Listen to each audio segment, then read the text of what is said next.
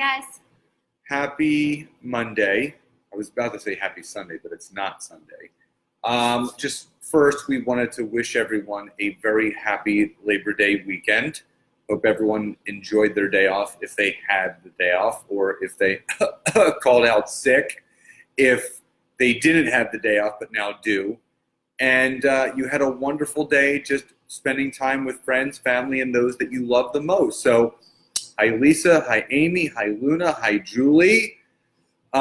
So as we always do, hi, Kristen, Susan, Tracy. Good to see you. Stacy. Good to see everybody coming on here. So as always, oh, thank you, Luna. As always, once a week, we love to come to you with some relationship tips, things that we have taken away, things that we use to improve our life and the lives of those around us. So we actually wanted to talk about 3 big areas of relationships that we have experienced ourselves, or we have heard from clients, friends, or other people. And that is, difficulties with family relationships, difficulties with financial relationships, and difficulties with relationships with their own self. So we're going to talk a little bit about each of these. What's up, Mike? Hi, Corey. And we're going to give you 3 tips that you can use right now to improve those relationships. So, again, just want to say hi to everyone. What's up, Brian? What's up, Ange? So the first one we're going to talk about are family relationships. Now, before we get into our little tips, we both know every family is different. Every relationship within your family is different. But, there are things that we all need to work on or improve. So is there anything that you wanted to talk about before we got into the tips? Or I think it's an exciting topic, a thing that we're talking about tonight, and it's going to be fun because I haven't thought, I literally want to spitball everything. But family is a huge one to me because family is so incredibly important. So yeah, I think we can jump right into the tips, and then we can I'll sprinkle in my thoughts in there. Awesome. So, obviously these are what we're going to give you is 3 tips to improve this. So, I think everybody has, I don't want to speak for people. Type Y or yes in the chat box if you have or had ever had issues or still have issues with maybe people within your family currently right now, maybe past, but you've had some issues. There was some resistance, there was some personality, differences. There was just, unhealthiness between the relationship of you and that other person in your family. Thank you for sharing, Debbie. Betsy says yes. So this is important because I don't think there's any one person that at some point in their life hasn't had an issue with someone in their family, because no family is perfect, and neither are we. Hi, Kim. Janine, yes. Majorly. Dana, welcome. Debbie says yes. So type Y or yes in the chat box if you have ever dealt with any relationship issues with someone in your family. Aaron, what's up? So number 1, so obviously we're dealing with relationships, and some people I wouldn't ever talk to unless we were related. Absolutely. So number 1 is accept them for who they are. And Nancy, I'm going to let you start with this. Sure. Yeah, there's that quote where it's, I think it's like, you can't choose your family.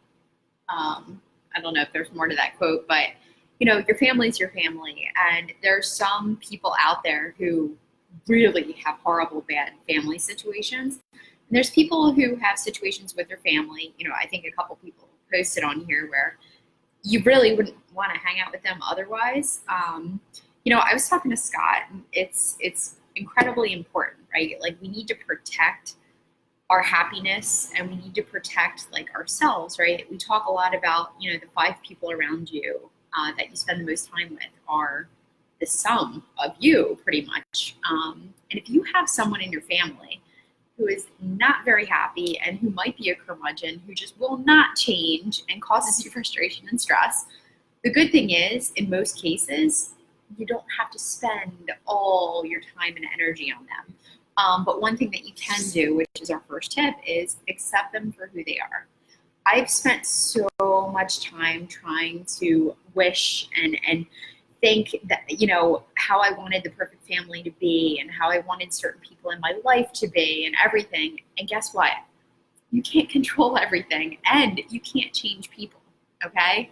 People are going to be people. And when it comes down to it, I mean, this quote always comes up in my life. So often, okay, whenever you start to get frustrated or you start to like really feel resentful or hurtful towards a person, always remember that people are for themselves. They're not against you, okay? People are always looking out for their best interests. And again, this could apply, this could mean nothing to some people and it could mean everything to some people, but like, you can't change everyone. Some people do have a growth mentality where they can build and they can change, but some people can't. And it's important that we do accept those people for who they are and realize that we don't need to spend all the time in the world with them.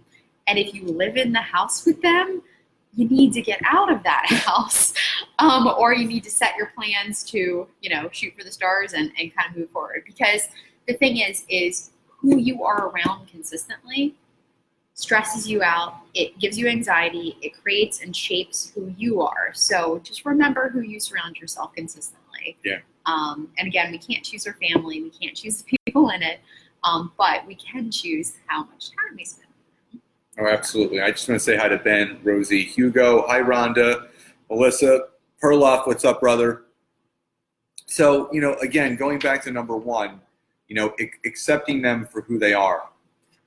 We can't change anyone that doesn't want to be changed. That they have to want to do that on their own. And, you know, it's interesting because we tend to butt heads or not agree often with people in our family, not because of anything that they may or may not be doing, but they're doing things in a way that we wouldn't do them because we want people to be a certain way. We want people to treat others a certain way because that's how we would treat them. And that's how we would respond. And that's what we would do. But the fact is that whether they're your family, they're your loved one, they're your friend, they're your, you know, husband or wife, we have to remember people are always going to be people. And they will always do what they feel is best for them. Blood related or not, you know, that you know, obviously it's more volumized that way because it is your family.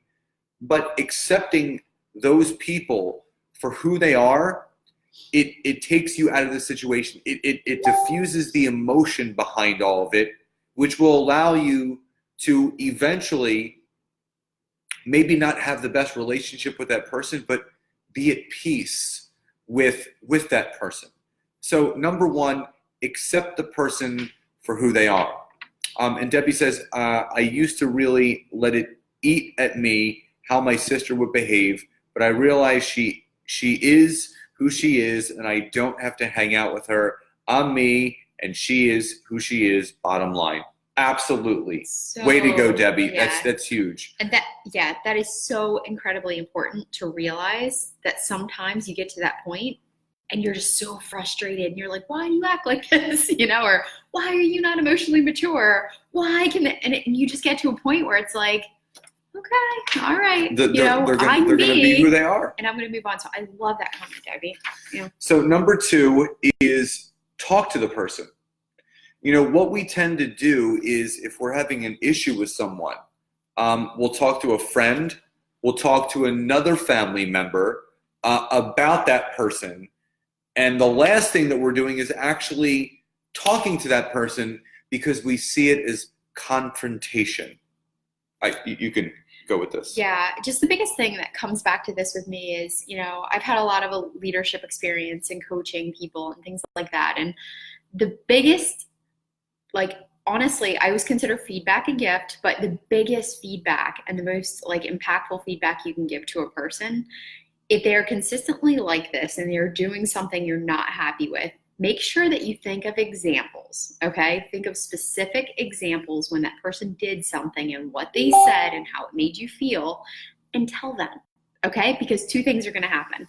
One thing, okay, ready? So one, they're gonna hear that and you're gonna say, you know what? You really hurt my feelings whenever you said this, caused me to get my back up. I got upset, I had to walk away. And this is why, right? So you were able to vent it, you said it, and you painted the picture and you gave facts. The second thing is, okay, right? They're going to hear that, they'll take it in, and they're going to do one of two things. They're going to say, you know what, you're just sensitive and whatever, and they're going to blow it off, and they're totally going to continue to be the way that they are. And I will tell you guys, that's 85 to 95% of the time, they're going to continue down. They're never wrong. And be that person, okay? That's fine.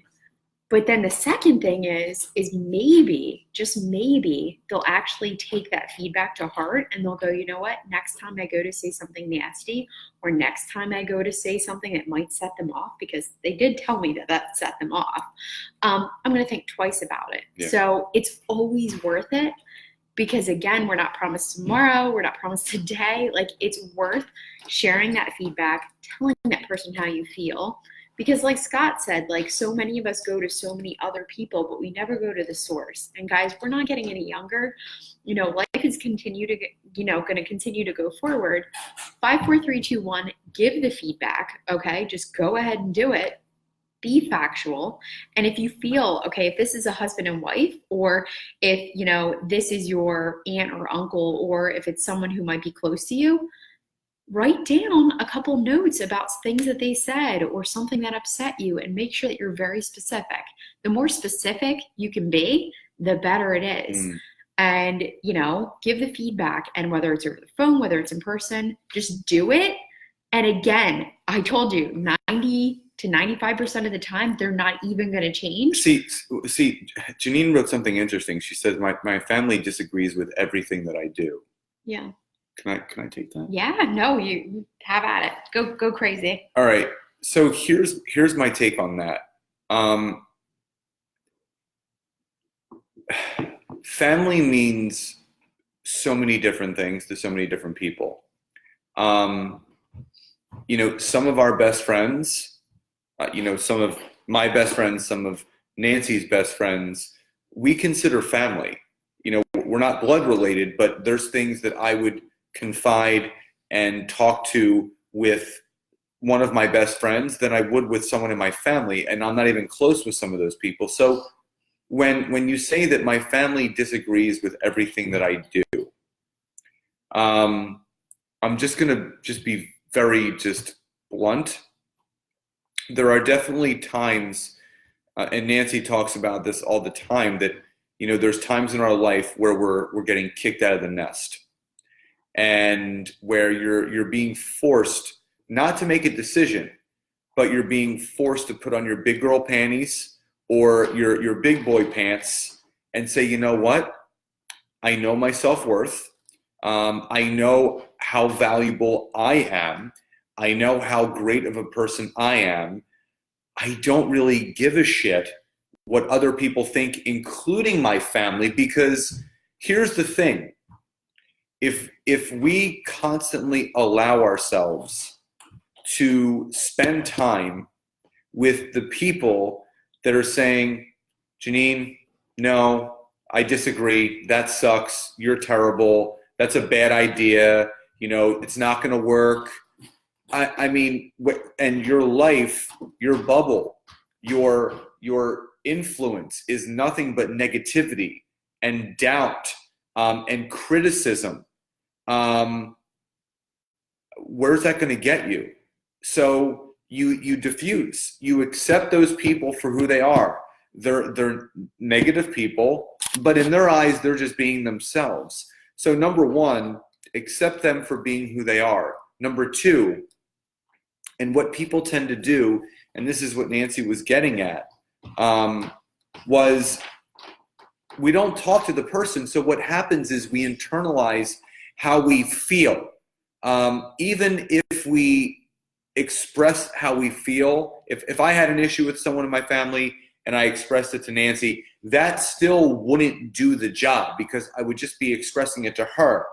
But when you can take that energy and you can take that feeling and say to this person, Nancy, listen, I just have to let you know what you have said to me, how you have treated me, all of the things that you don't support me in, it really hurts my feelings, like to the core. I just had to let you know how it makes me feel.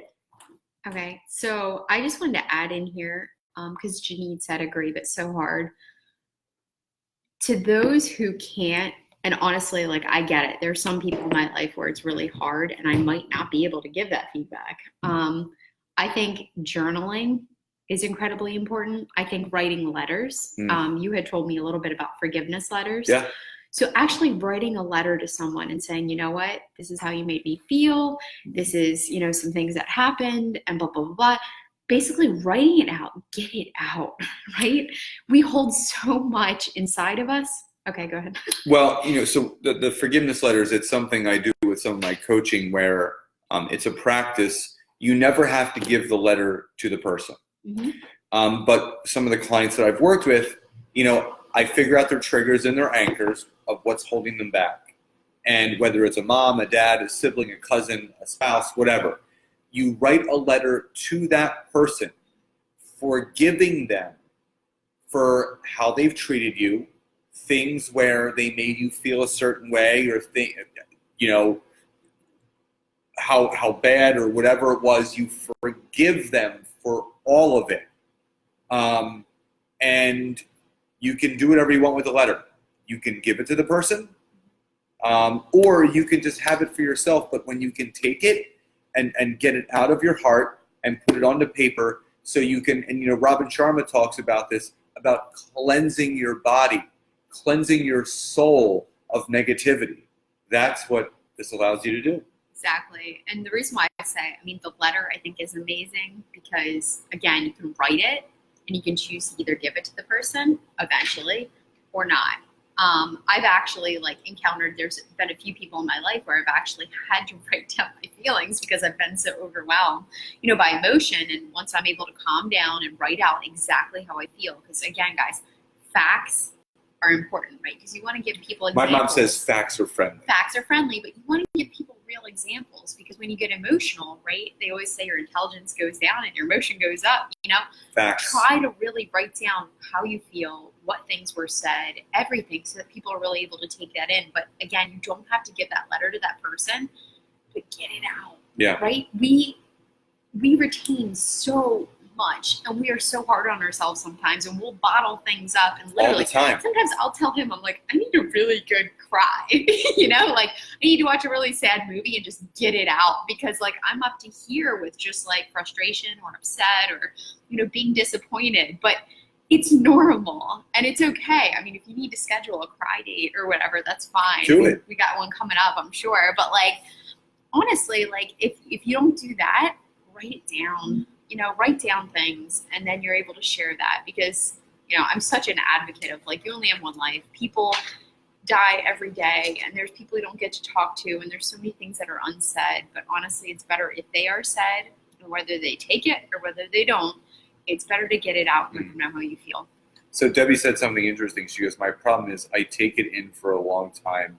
Then I finally get to a point. That's me. I can't keep my mouth shut and I blow up. And I was the same way. So Debbie, the one thing that I will say right now is that if you're acknowledging that you know your trends and you know your patterns, when you start to feel something start to creep up again, where you are starting to feel a certain way, your sister did something, write it down immediately.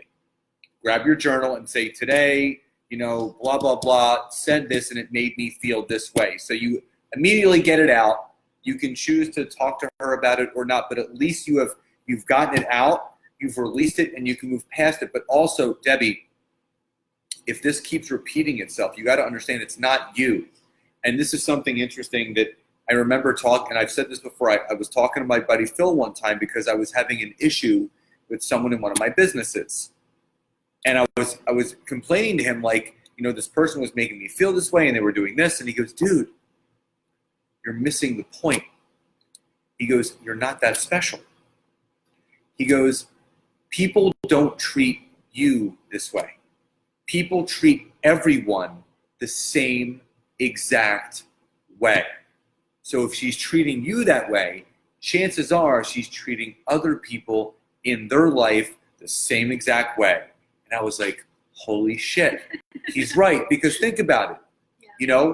We treat each other and other people in our life the way that we want to treat everybody, with kindness, with gratitude, with happiness, with love.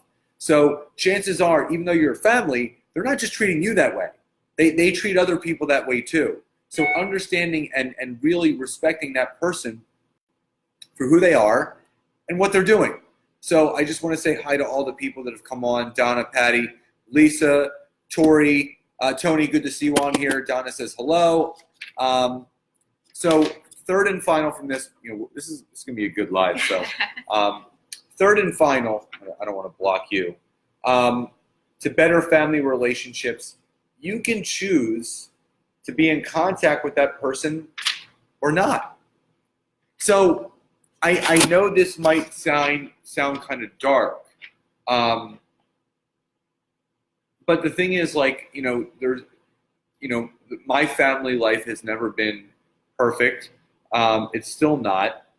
There's still issues internally with my family, but the one thing that, like my mom said to me this one time, she said, you're going to let one person that has an issue with you ruin the entire time with all of your other family members there. And I'm like, you're so right. Why am I going to give my power to someone when there's tons of other people at these family events that love me exactly the way that I love them? And I'm giving my power and focusing all my energy on one person. Because again, this comes to the note, everyone focuses on the negatives instead of the positives. So instead of me focusing on that one person, I disengage. I can choose to say hi or not. It doesn't matter anyway. The person doesn't like me. So they're probably happier I don't say hi to them anyway. And I start hanging out with my friends and that I have a great time with. And Dave says, surround yourself with positive people. Treat others the way that you want to be treated. It's so true. So yeah, I mean, I have a few actually close friends, and it's pretty insane. Like, I feel like this is the year of like growth and change and everything. But unfortunately, they have not had the best relationship with their parents. And we're not talking about like, aunts and uncles and whatever. It's legit like their family, the close-knit family. So their mother, their father. And they've literally had separation with them where it's like, I can no longer talk to you. I can no longer be around you. You cause me stress, anxiety, and frustration. And I will tell you what, when you have that day where you're like, you know what? Like, and I was talking to somebody the other day, it's like a light bulb goes off.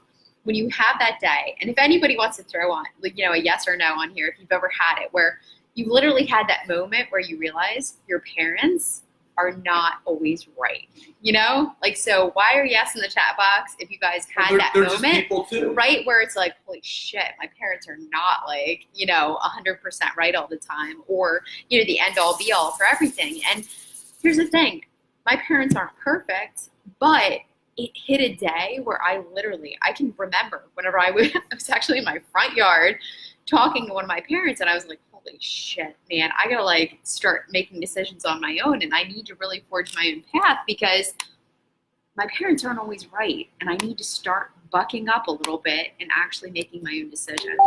So I think it's so incredibly important for people to understand that it's okay. I was talking about biology class, right? I was so fascinated in high school because in, biology class, when we do the Punnett squares, you learn all about, right, how biology works. And, you realize that, there's two things coming together, and you're 50% your dad, and you're 50% your mom. I am such a fan of Dr. Seuss, where I believe that everybody is their own person, right? We are our own special, unique makeup, right? And we are our own special individual. And all those things come together to form someone who is so uniquely you. And I will tell you that, right, you hit that point in your life where honestly you realize that your parents are not 100%, with you on your journey, and you're not 100% in line with what your values are. And it's okay. And like I said, I had a few friends that actually cut ties with, their mom or their dad or whatever. And guess what happened? They are free. They are creating a life on their own terms. They are actually skyrocketing into coming into their own. And it's really sad, but at the same time, it's incredibly inspiring. So I want everyone who's been maybe hung up on certain things, or they're not sure because they're literally creating, like their parent is that tick mark, right? Where it's like, oh, well, I gotta kind of stay within this. No, freaking break away and be your own person. And we're gonna talk about it a little later in this live, but like there's something in there that seriously, like focus on being you and loving yourself. So. Yeah, there was a period of time where myself and my father, we didn't talk for almost 2 years.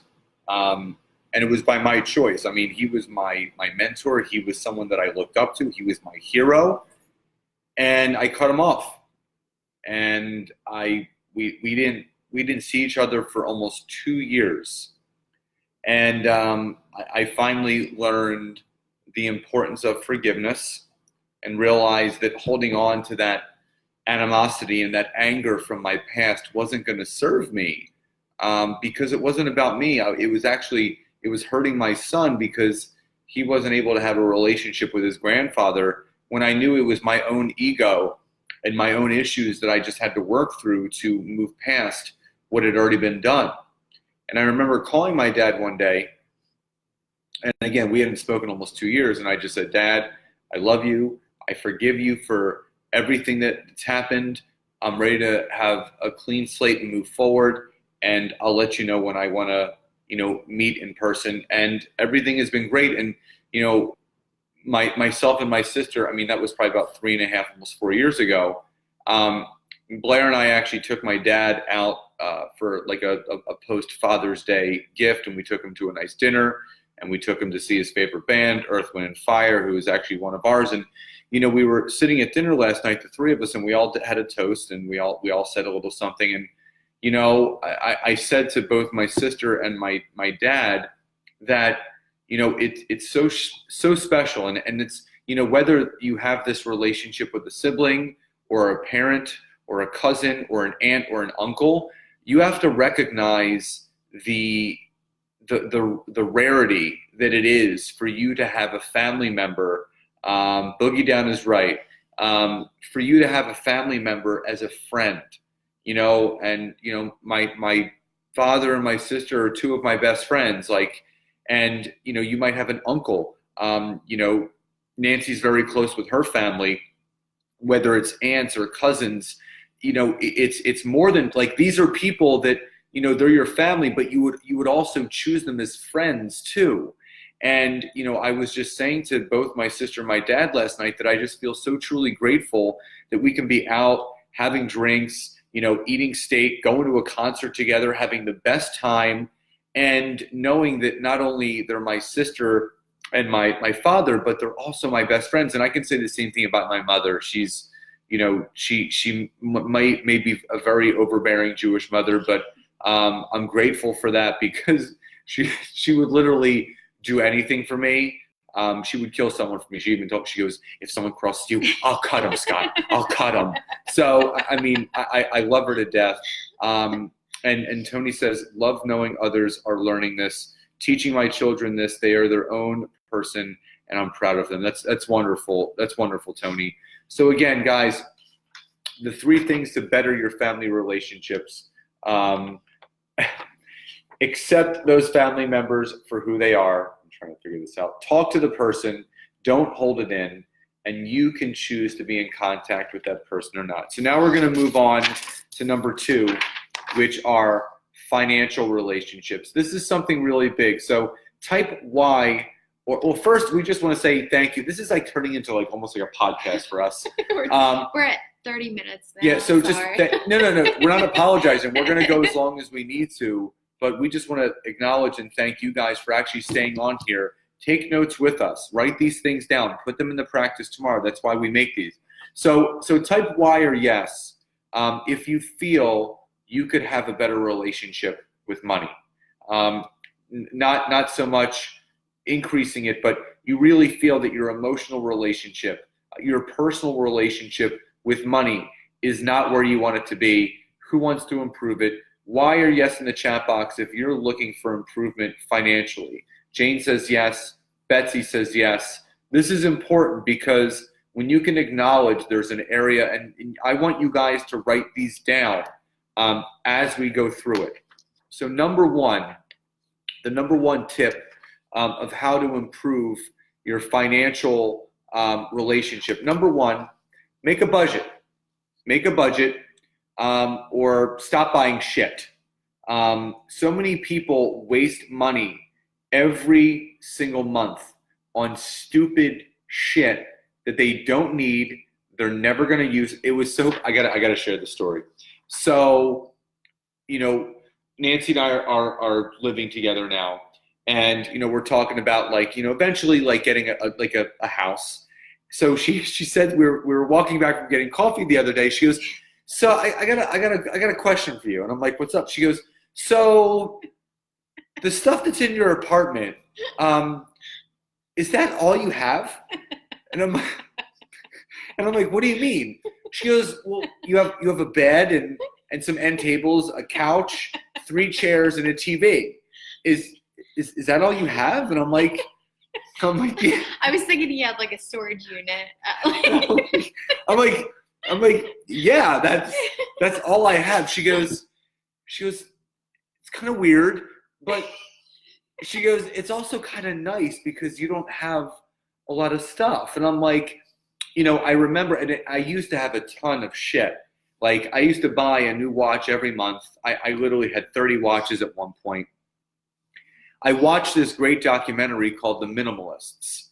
And I watched these guys talk about this movement of living an abundant life, but minimalistically, right? Minimalist, yeah. Yeah, living like a minimalist, which is not having a bunch of shit, just having the bare essentials of what you need, not to survive, but just to have. So, but I think a lot of people, I had a conversation with a woman the other day, and she was interested in my nutritional program, and I told her the 2 different prices, one's $430, one's $620. And she said, well, that's kind of expensive. And I said, what are you spending a day on the food, stopping and going? She works at Wawa. She gets a 25% discount, though. Oh, my God. I love that. I said, how much are you spending a day? And she said, $20 a day. And I said, well, you're spending $600 a month right there. She goes, I never thought of it that way. She actually emailed me. She goes, it's still out of my budget, but I never realized how much money I was spending on food. And I really feel a lot of people may not fully keep track. I keep track of everything. I know exactly to the dollar how much my bills are each month. I know how much spending money I have each week of going out to dinner or buying. I know when I can do certain things. And Tony says my motto is, do I need it or do I want it? Oh, I love that, Tony. It's the truth. And I love cars. I probably talk to Nancy every week about a new car I want to get. And I was listening to a podcast by Robin Sharma, and he says most people are going through life looking to become more successful to get more stuff, to have 7 cars, to have 18 bedrooms, to have 7 houses. He goes, it's just stuff. He goes, what people have to invest in is not the external things, investing on the internal things that people can't see. Holy shit, right? Yeah. Because people think that when they see all these investments, the car the person's driving, the size of their house, oh my God, but no one sees the internal investment that we need to make. And Dave says, I don't need much to survive. Betsy says, I don't realize how much I was spending at Whole Foods. And it's the truth. Keep a budget and stop buying shit. Nancy, what's your take on that? Boy, I had to write notes because I was getting a little woo all over the place. So back to this guy, right? So the whole thing we're talking about, right, is financial relationships and making a budget. For someone who, and me, I'm on a journey, right? My goal is I want to be completely debt free, right? No student loans, no debt, no anything, like goose egg, right? 90% of the American population is in debt. Say that one more time. Okay. 90% of the 90. American population, actually, I think it's even more than that. I'm just like shooting it out there because I definitely read it's at least 90. It's a lot. So whether it's student loan debt, whether it's, med school expenses, whether it's law school, whether it's whatever it is, okay, 90% of the population is in debt. So everybody's kind of feeling like that, right? You're digging a trench and you're trying to get out of it, or you're To kind get of out crawling of out the of hole. it, right? So everyone's feeling this way, and not a lot of people are talking about it, but the popular thing in 2018 lately has been, look how rich I am. Look at all the things I have. Look at all this, right? It brought something up. So I saw that it was a meme on Facebook. Yeah. That said, "Don't believe everything that you see," and it was this guy taking a selfie. I saw that one. Looking like he was laying on the beach, and they showed what the really picture was, and he was laying on a sand pile at a construction site. But the whole thing don't believe everything that you see. Yeah, and the whole thing is everyone's like, oh my God, I'm so behind the times, because everybody, like, we were even talking about a guy, and again, of course, we're not going to say the name, but like we were talking about a guy at dinner the other night, and we're like, he lives his life where he wears suits and he's so fancy and he does all these things and he drives this car, and come to find out, I mean, the guy is like barely getting by, okay? Yeah. But he the like image, basically the look. like has this image like, oh, what are you all, what are you peasants doing, whatever. And here's the thing, you don't know what people are going through, but I can tell you, okay, 90% of the population is worried about money, okay? And a lot of relationships struggle because of money.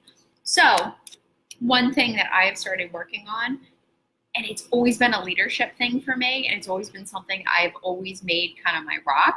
When something doesn't feel great, whether it's a bill or it's your money or it's a person, whatever, lean into it, okay? Like Mark Twain says, swallow the frog, and at best, swallow it in the morning, right? If something feels icky, whether it's a bill, whether it's whatever, actually address it, which means go and make a budget, okay? If you feel like your money spending and everything is out of control, dive into it and go, you know what? Let me pull up this calendar. When is this bill due? When is that bill due? When is that due? Okay? And actually put a budget together for yourself, because you're going to find out a few things, right? You're going to find out that maybe you really didn't know when certain bills were due, but now you feel a little more organized. You actually have a checklist. You have things that you can do. You have goals that you can work towards, and you start working on them. And I will tell you, okay, from a debt standpoint, Dave Ramsey is so incredibly fantastic, and he has this thing called the snowball effect, where if you have certain credit cards, you have student loans, whatever, you work at the smallest one first, right? You always wonder, where do I start? Where do I put my money into? You're paying off everything. Chip away at that small one, and then add that payment to the next one, and then add it to the next one, and you literally start really knocking out, and they call it the snowball effect. So anyway, it's just so incredibly important, back to the point, to make a budget. Lean into it, okay? If it's something that feels icky and you were literally so overwhelmed at bills and money and everything, address it and say, hello, bill number one. I'm going to talk about, I'm going to actually put you on the calendar when you're due and how much you are, so that you can actually put a plan of action in place to address it. Shinji, what's up, my brother? It's been a while. So type in the chat box if you know this answer. When you go skiing, do you sit back in your boots or do you lean into the hill? So when you're skiing, for those that have skied or snowboard, do you lean back in your boots or do you lean forward into your boots? This is an analogy that Robin Sharma says. He's a big skier. And he says, I was taking skiing lessons in Aspen, and I got to the top of this double diamond, and I'm looking straight down. And he says, lean into that hill, forward. And he was thinking to himself, he goes, I can either let fear take over me, and I lean back and I fall down right away on my back and just look up, or I lean into that fear. I lean into those boots and I take on that hill. I become one with it. So there's going to be times where things feel icky, and you got to become one with your fear to overcome it. So lean into that fear. That's good. Good job. All right. Number 2, investing in you. Invest in you. Nancy, what does that mean? Yeah, so the biggest thing that stands out for me is, I read the book, and actually it's the book that Scott got me on our first date. So totally random, but it was like the perfect book. It was Be a Badass at Making Money. You're a badass at making money. And it was called, You're a Badass at Making Money by Jen Sincero. For anyone out there who, honestly, is in any financial situation, it's such an amazing book to read. It gives you so much confidence with money. There's so many people out there. I don't care who you look at. You can look at people who have the biggest house on the block, and they could be hundreds of thousands of, money in debt, okay? You don't know, okay? The thing is this book was so incredibly powerful because Jen Sincero talks about a point in her life where she actually saved up all her money, and she actually asked her dad for some money to invest in a coach. The coach was $8,000, and it seemed like some crazy amount of money, but she resonated with this coach. She had gone to this event. She was sweating. She was like a mess, and she's like, I don't have 2 pennies to rub together. I eat ramen noodles. I have no business. She ended up making a decision in her life where she invested in herself because she felt so strongly like she needed a rocket boost in her life. She needed someone to hold her accountable. She needed someone to help her get her shit together. And she invested $8,000 in this coach. And within a year to 2 years, I think, she became a millionaire. Yeah. And her story is so incredibly fascinating and inspiring to me. And it's actually something that I am all about. And I look back on that book often because there's so many things that I resonate with. Because I didn't grow up with a great money mindset. I didn't grow up with a great relationship with money. Not many people do. That's the thing. I've always been on the journey of loving money and being okay with money. It's okay to have money because it's okay to do things and give back to people and have money to give people presents. Money is a good thing, right? You can do so many great things. So this book, and again, it's You're a Badass at Making Money by Jen Sincero. You can listen to it on Audible. So impactful for me because it literally talked about, sometimes you got to drop some mad cash on yourself and invest in yourself to really rocket boost yourself forward. So that was very impactful. Yeah, I highly, highly, highly believe in coaching. Nancy helped me with a big one. I recently made a $22,000 commitment to myself and my business. My business is $22,000. And this was something that I went back and forth with Nancy about, is it the right move? Do I need to do it? And I've been working with coaches for the last 5 years because I look at investing in yourself 2 different ways. One, you have to invest in other people so they can invest back in you with what they've learned and what they know. So you can't email Tony Robbins and say, hey, Tony, can we talk for an hour? That hour is probably worth a lot of money because, when you're going to work with someone that is an expert in something that they teach, you have to invest in that to invest in yourself. So I completely believe and will never stop coaching with people because I believe it's such an amazing thing to do. It's a great way to learn. One-on-one coaching has helped me tremendously, but it's also helped me learn the skills that I have to give back to others with, coaching that I have. But the other is actually investing your money. Nancy and I talk about this all the time. I have a financial advisor that I hired to work with because, the more success we have, people tend to take that money and they just spend it. And I'm not doing that. I have big plans for our future, for my son's future, for my family's future. And the only way that's going to happen is if I take the money that I earn and invest it properly. And that's not by spending it on stupid shit that I don't need. Starting your own 401k, which I learned that you can put almost $19,000 a year away. Having an IRA, whether it's a Roth or a traditional IRA. Reading the Money Masters book by Tony Robbins really helped me. But I know it could help so many people. So just within this tip right here, read Money Masters by Tony Robbins and read You're a Badass at Making Money by Jen Sincero. It talks about both things, the importance of hiring a coach and the importance of investing your money. So number 3, and this is big because I really feel that people sometimes feel, and I felt this way, and I know Nancy did at one point too, is that people feel like money is dirty.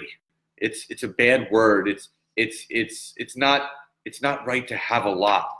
And lastly is embracing abundance. Embrace abundance. And that can mean something different for everyone. So Nancy, what's your take on embracing abundance? Yeah, the big thing there is the book that we always reference, right? The Science of Getting Rich by Wallace C. Wattles, which was written 100 years ago. And it's so good because it's so true. So you haven't read it, please read it.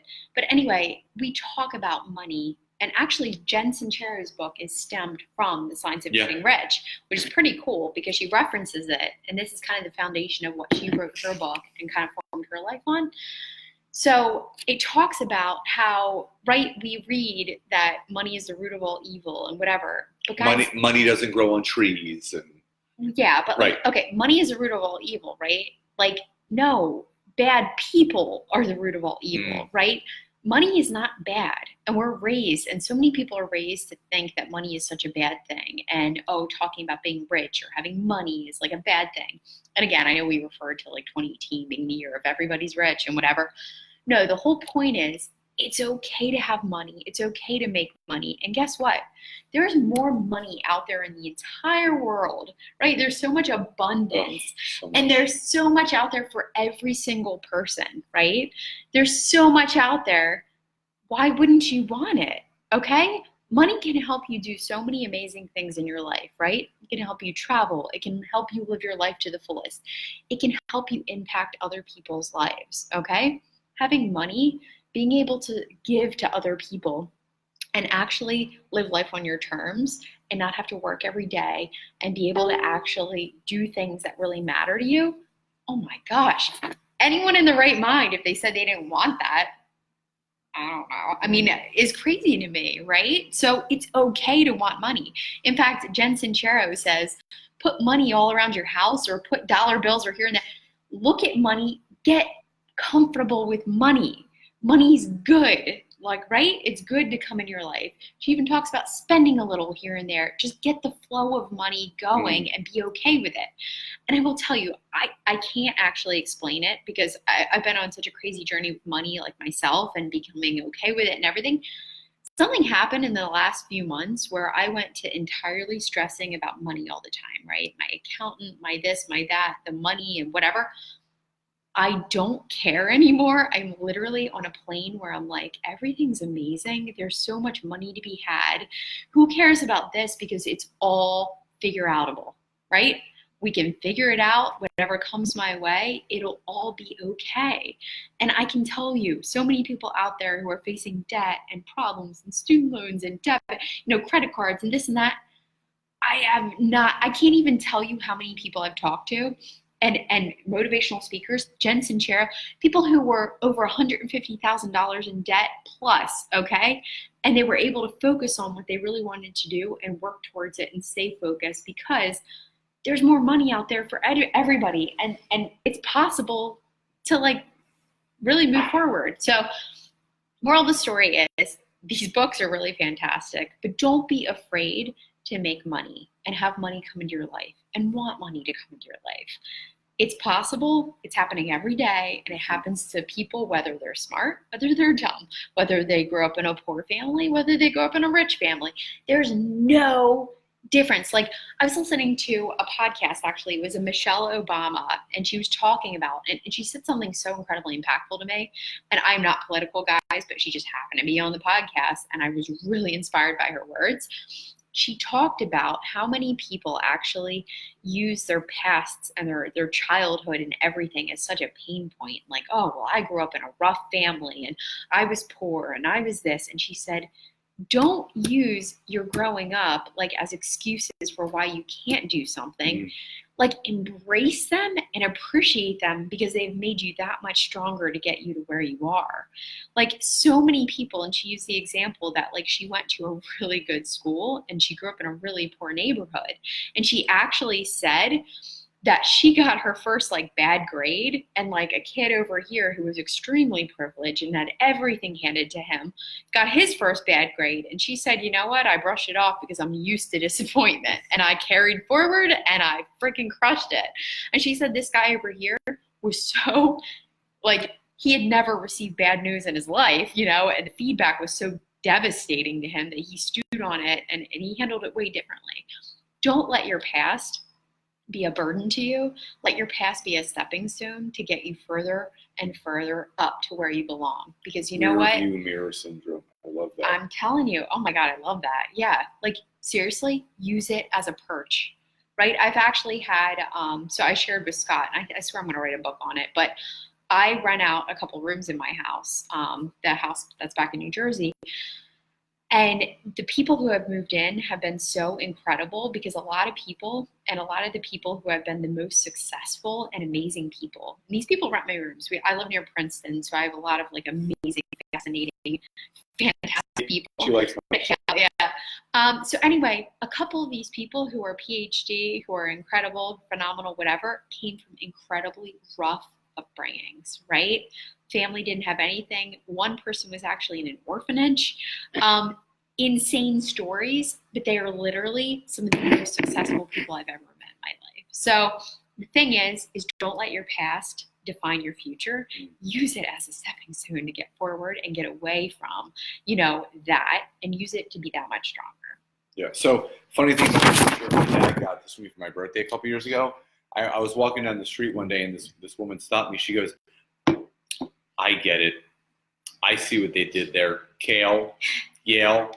I like that. So anyway, my take on embracing abundance is this, short and sweet.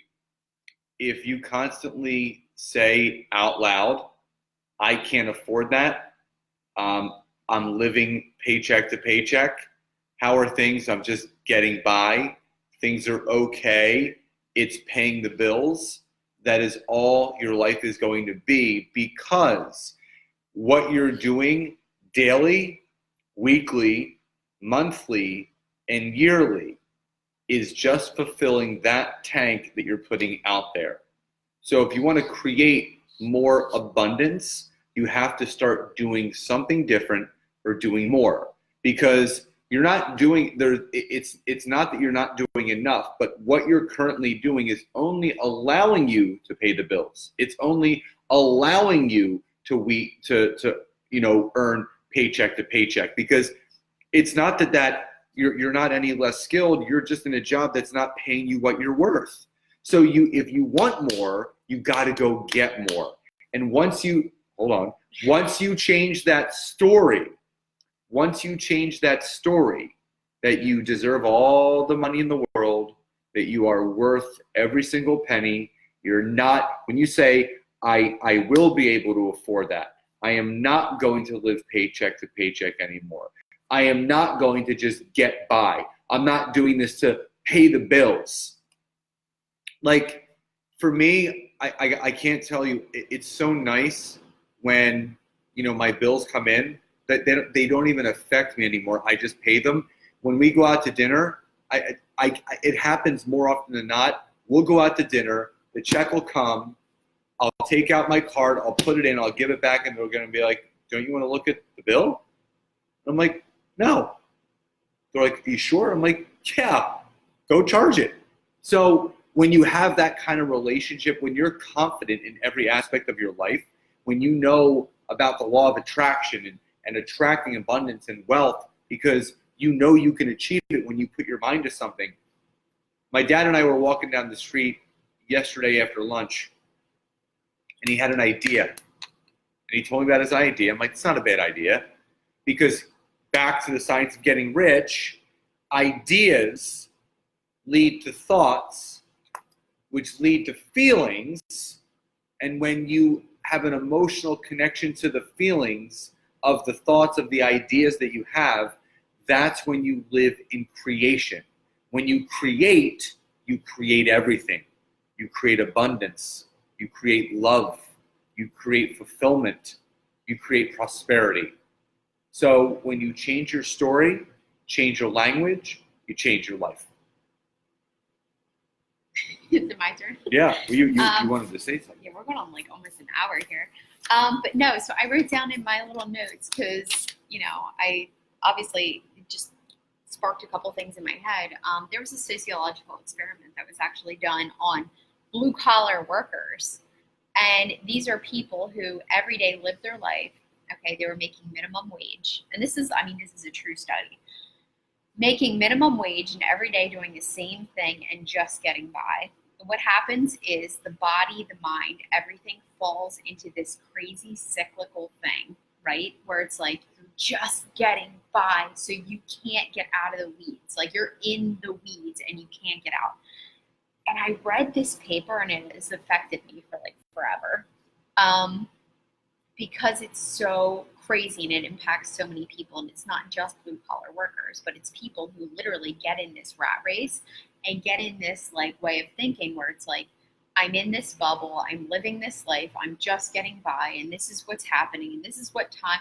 They come home, they're too tired to search for another job, and they can only deal with so much, and every day they're doing the same thing. Whereas if they just stopped what they were doing, even took a day off, or maybe on the weekend, stepped back and got out of the weeds and said, you know what, I need to apply for another job, because one job could change their entire life and triple their income, right? So I have a business advisor. She's actually a professor at Rider. She was giving me some feedback, and she told me one day, she actually said, sometimes, Nancy, people have to be thrown out of their nest to realize what else is out there, okay? So many of us are in this mundane, this autopilot, this whatever. She said that she dealt with, so she worked with the Department of Labor for over, I think, like 20 years. She said that when 9/11 happened, she had hundreds of people at the office trying to find new jobs. The week that they came in, they were incredibly devastated. They didn't have jobs. They didn't have a plan of action. They had no idea what they were going to do. They came into her office and they said, please help me. She said that probably like 3 or 4 months later, everyone had a job, right? Everyone was placed. Everyone had a new whatever. She said every single one of those people were happier. Every single person, and I actually get goosebumps just talking about it, because she said every person who came back in her office said, I thought my life was over 3 months ago. I thought my entire life had crashed down in front of me, but instead this crazy, horrible, awful thing happened, and I was kicked out of the nest. And here I am at this new job where I'm making more money and I'm living a different life, and things are a little different, but I'm the happiest I've ever been in my life. Carol just said it. We're always one decision away from a totally different life. Yep. And I cannot tell you enough. So true. If you feel sick to your stomach, I got to a point, that's my story, I got to a point where I felt sick to my stomach going into work. I felt sick because it didn't feel right. I was not happy. I mean, I told Scott, I legit wanted to drive off the road, and that is not me, okay? But when you get to that point where you cannot take any more, you need to get out of the nest and you need to see what else is out there. Life will do that to you. Don't be afraid to change. Like, no. Change could be scary, but change could be the best thing to ever happen to Everyone's afraid of change. Guess what? You're not special. Everyone is scared to do something different than they've done. All right. Yeah. So we're approaching an hour of our show. The Nancy and Scott show. So we're going to talk about this last thing. We're going to move through it a little bit quicker because we've talked about this before, but the relationship with yourself. Type Y or yes in the chat box if you really feel that you need to improve the relationship that you have with you. You don't love yourself enough. You don't honor yourself enough. You don't speak kindly enough about yourself to you and to others. Y or yes in the chat box if you need to start improving, the relationship with you, because this is important. Debbie says yes. Betsy says yes.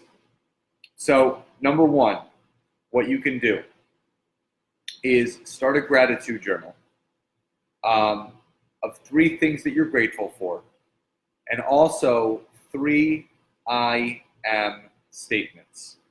So just as an example, if I was to do one tonight, I would say, I'm grateful for Nancy. I'm grateful for the life that we're creating together, and I'm grateful for my son and the health that we all have. And if I want to go on 3 I am statements, I am strong, I am positive, and I am lovable. Something of that nature. And Carol says, yes, but seriously working on that now. Absolutely. So start a gratitude journal. It can be one thing. It can be, I'm grateful that I woke up this morning, or it can be one I am statement. But what I can tell you is that gratitude is the best attitude. It leads to positivity. It leads to you opening up your mind. You just feel better when you're grateful for what you have, because people tend to focus on what they don't have, and they're not even focusing on everything that is right in front of their face that they do have. It's true. I mean, I have nothing really else to add. Okay. It's that. Number 2, loving you for you. Well, you love confidence, so I'm going to let the lady handle this one. All right. So I know we're, well, actually, I was going to say approaching an hour, but we're now a little over it. So we're just going to keep going. So loving you for you. I just want to speak to everyone out there, men, women, everyone. No, seriously, everyone. Men and women. Everyone has things that they might be insecure about, right? Like I have scars. I have, I was insecure of going skin, bald. Hair, like whatever. There are things that I literally, whenever I was younger, I remember going to high school and I remember feeling like if one hair was out of place or if my makeup wasn't in a certain way or if whatever, I remember feeling so freaking insecure about myself. I had an umbilical hernia surgery, so I have a scar on my stomach. I was so insecure, whenever I was like younger. And it's like, it's so silly to be so hung up on so many physical things when life is so much more. Yeah. Okay. And I was telling my mom this the other day. We were driving in the car, but I've always been on a mission, right? I have this mentality where I have to form kind of a contingency plan for everything, right? So almost like plan for bad things before they even happen so I can freaking digest it, right? I've had a lot of loss in my life. I've lost people who are incredibly close to me. I've experienced things that like, oh my God, it freaking wrecks you. But here's the thing, right? I'm actually thinking about what it's going to be like getting older and feeling like, you know what, my body's not going to look the same. My face isn't going to look the same. My things aren't going to work the same, whatever. How can I make this the best I can possibly make it? And a lot of it always comes down to, what do I find in, that makes me happy? What do I find in life? And it's like, it just goes back to being like, it's not about me. It's about everything else. And it took me a really long time to understand that it's not just about me. But in order to get to that realization, you literally have to be at peace with yourself and you have to love you for you. Okay? I was dating right before Scott, right? Like, before we actually met. And I wasn't ready to date. I mean, I'm going to be very honest. I went through this long period where I was like, look, I want to be a crazy cat lady. I'm happy with myself. I'm good. I have fur kids. Like, I'm totally cool with that. And that was it. And that was a huge deal for me.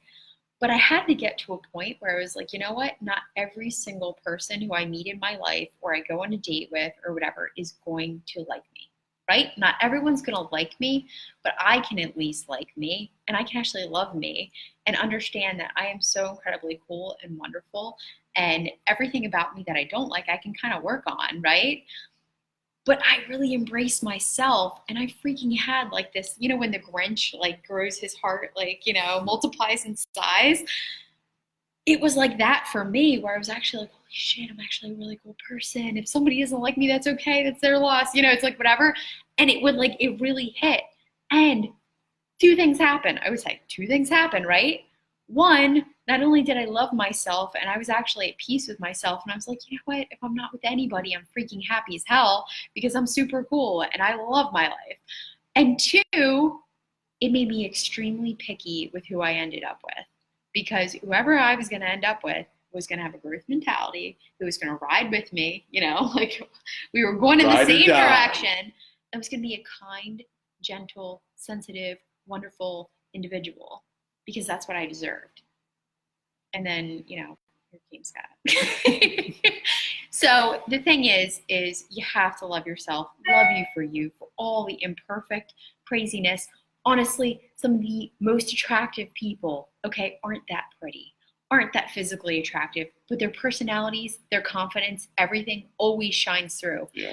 I cannot exaggerate this enough. I've heard from so many men, women, everything. Confidence, like, and I even want to say, like, to the ladies out there, how many guys you know that aren't that good looking, but they're funny as hell and they're confident, and you're I like, think she did oh choose my Zyra. God, She yeah, said you picked a good you one. know, oh yeah, of course. Oh my gosh, yes. But like, that's the thing. Confidence is it. If you're looking for a word to, like, you know what, maybe it's something I need to focus on, I need to work on. I spent my entire last year focusing on nothing but confidence, and my life has changed for 100 bajillion times for the better. So totally throwing it out there. I know Scott always says confidence is my thing because it's been such a growth point for me. Yeah. I don't care what age you are, okay? We're all going to get crinkly. We're all going to get wrinkly. We're all going to be a leather turtle face someday, okay? Magda. Yeah, like, you know what? Embrace you. Be confident. Be funny. Be knowledgeable. Grow, okay? Have fun. Enjoy life and learn to love yourself. So the third and final thing, which I'm going to take this from my friends Mike and Joanna Cavalcanti. They have a hashtag where it says date your spouse, and we're going to take it off of that. And date yourself. Whether you're in a relationship or not, treat yourself.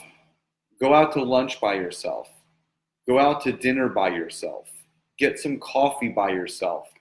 Go on a drive. Put on your favorite song and sing like no one is watching. And just be with you. Feel good. Do things that make you feel good. Do things that fill your tank. Because I think people sometimes get so lost in the relationship that they forget that they're an individual in that relationship. So take time out of your week, out of your month, out of your day to do something for you and only you, because if your tank isn't filled, you're not going to be able to fill anyone else's. It's so incredibly true. And honestly, like, if you have a family, if you have kids, if you've got stuff, and you are literally to the point of like, oh my gosh, right? It's like this like whirlwind of stuff everywhere. It's okay. Okay? You're like not alone. actually, like You're not honestly, alone. it's okay to even like say, hey, to your spouse, like, hey, can you watch the kids tonight? I legit need to go spend some time by myself, or I need to go do whatever. I can't tell you how freeing. In fact, I had one day, I actually told Scott, like, I'm going to go to Manayunk. I'm going to go sit at a table. I'm going to listen to some music, and I'm going to have, you know, some food or whatever. Pho. It's always fun. But, like, I just want to be by myself. And I just want to have time to myself. And I don't care who you are. You're a mother, you're a father, you're whatever. Like, maybe you're none of those things. Like, everybody needs some time to themselves. You know, if you're working like crazy and you just need a moment to breathe and recalibrate. Now that I've actually stepped back and I work for myself, I work on my own schedule, right? I've literally, my core values are to always have work-life balance, right? I live life on my terms. That's what I'm all about. So every job, everything that I do goes back to that. I listen to my body, my feelings, and everything so much more. And it's insane. If you just clear the noise and you pay attention to just yourself, what everything tells you, what the world tells you, what life tells you, the answers are always usually there. It's just we're always so busy and we've got the boombox of life on us, Yeah. like that we're just not listening to it. Just open your eyes. So definitely take some time to yourself and date yourself. And don't be afraid to have those moments where you need to just go to a coffee shop by yourself. Just Listen to enjoy, some and just music. enjoy you. You know, in the beginning, you know, before we all made friends and all this, that we had our, sometimes the person that we loved playing with the most was just us, like playing with our own toys by ourselves, pretending, you know, riding our bike around the neighborhood by ourselves, and, you know, just going outside. I used to go in the side of my house and just shoot baskets for hours, just me, just spending time with me, and just open everything up, open your heart, open your mind, open your soul, not only to you, but to all those around you. So again, thank you guys for joining us tonight.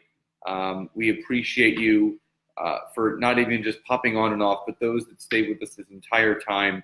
We really love doing these Facebook Lives, and we hope that this betters your life and you can have some tangible takeaways and you can apply this to your life starting tonight or tomorrow, and really change it for the better. So again, 3 things for family relationships to improve: accept those people for who they are, talk to that person, and remember, you choose who you spend time with or without your family. Financial relationships, make a budget. Stop buying so much shit that just doesn't matter. Just do what I do and have 4 pieces of everything, and that's it. Invest in yourself, coaching, you know, start saving, invest your money, and embrace abundance. It's so key. Money is good. It helps you with a lot of things. And that story of living week to week or paycheck to paycheck. And finally, your self-relationship. You know, gratitude. Take time each day to either say it. Random times during the day, we'll just say what we're grateful for. I practice it with my son every time I have him. And just I am statements. Step into your own power.